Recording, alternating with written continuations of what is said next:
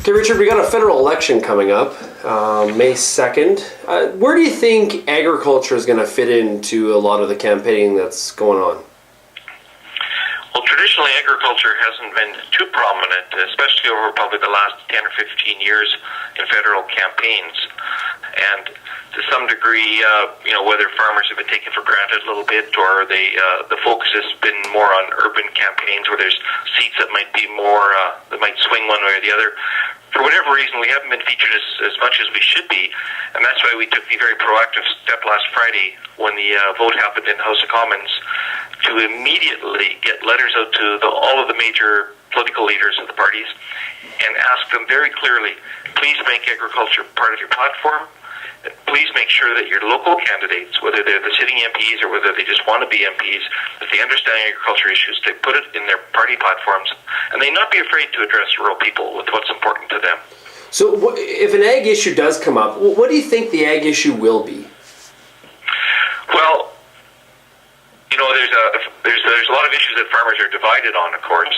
You'd have trouble finding any two farmers in Canada to agree on business risk management programming, or even an issue like the wheat board can divide farmers. But an issue where farmers are united, and we'd encourage all farmers to reach out and contact their candidates of all the parties, would be, say, public research and research and innovation in general, and then more public-private partnerships.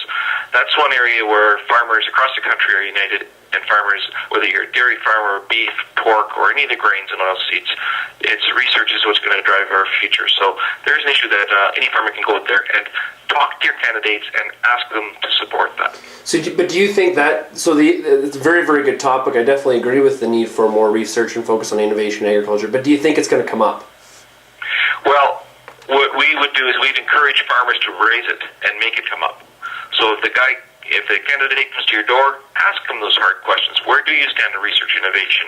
What would your party do? And I want you to get back to me if you want my vote. And then that'll force candidates then to call into the party headquarters to say, I have people asking me, what are we doing in research innovation? What can I tell them? And that's actually what drives people to then start highlighting it. Political head offices go, well, we're getting a lot of questions on research innovation for agriculture. We better clarify where we stand and what we're going to do. And then it'll rise up in importance. But that takes farmers talking to their candidates and asking hard questions. Well, and you're based in Ottawa, so you are very familiar with working with all the parties. How does the plan for agriculture differ amongst the parties? When I look at the Conservatives and Liberals, I don't see a real different stance on agriculture in many cases. Well, it does depend on the issue a little bit. So, for example, on trade, both the Liberals and the Conservatives are very pro-trade. Certainly in the last few years, the Conservatives have gone out and started quite a number of bilateral trade agreements. Those are key to keep our markets open, and the Liberals have been very supportive of them in the standing committees. And in fact, when they got stuck on the Canada-Colombia deal, it was the Liberals that came up with a compromise that the Conservatives supported, and then the deal went forward. The NDP, by contrast, would be strongly opposed to all of the trade deals. They may say they're not, but the reality is they voted against every single trade deal at every single second reading or in committees or third readings. They simply don't support that. They're more of an urban-driven party, and so they'll go to the trade unions and other people who may be worried about trade deals. What about the Green Party? Where does the Green Party fit in terms of trade? Actually, we've never engaged the Green Party. We've really only been working with the major political parties, okay. And the Green Party, while consider itself a major party, we don't see where they're at in terms of following their policy platforms. Although I did give Elizabeth May a ride home from the airport about 6 months ago, and we had a wonderful conversation on a number of issues. And she wasn't, pro-organic necessarily, where I thought she might be. She was open to the use of new technologies and crops, but of course she has to get that through her party too. Yeah, perfect. What's an issue? I think I know what you're going to say, but what's an issue where the PCs and the Liberals definitely differ in terms of agriculture? Well, there's two issues I'll give you where they would differ substantially. One is on business risk management, where there's a proposal out of the Ontario Quebec farm organizations to have a full cost of production guarantees as part of the business risk management programming, and then to use federal dollars to fund provincial programs.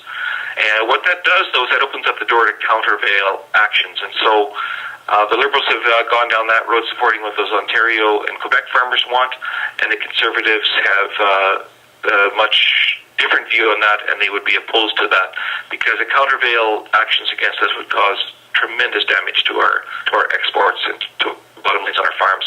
So there's business risk management programming that Conservatives would say are probably more sensitive to those trade concerns, and they're trying to keep business risk management programs that cannot be challenged in international law. So there's one issue where they're separate. A second one would be on the Canadian Wheat Board, where the Conservatives have been very clear for quite a number of elections that they want to see marketing choice in the hands of farmers, and the Liberals and the NDP and the Bloc Québécois actually would be strongly opposed to any weakening of collective marketing powers. So will the future of the board at all come into play in this election? I'm sorry, the future of... The future of the Canadian Wheat Board, will it at all come into play in this election? Well, it probably will be something that's discussed, and the Liberals and the NDP candidates will probably try to play it up. I'm not sure for most farmers out there if that's actually the determining issue in what party you support. I remember back to a Barry Wilson article a while ago when he was talking with this farmer who was mad at the Conservatives over the wheat board, but when Barry said, so we're going to vote for a different party, he said, no, I'm going to vote for a Conservative because I make my vote based on guns, God, and gays. Perfect. Is there...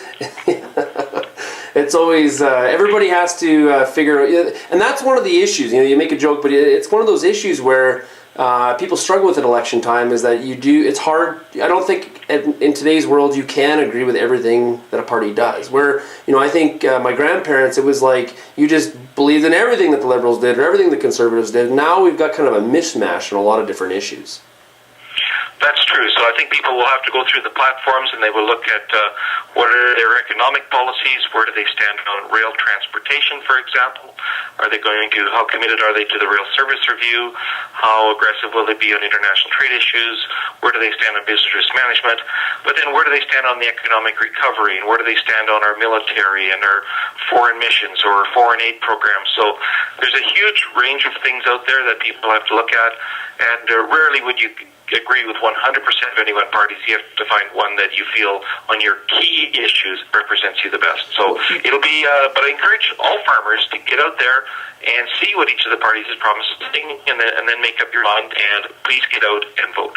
One issue that may come up that has to do with agriculture is rising food prices. Do you think rising food prices at all will come up? Because that's something that the urban population can identify with. Do you think it's going to come up? That will be an issue.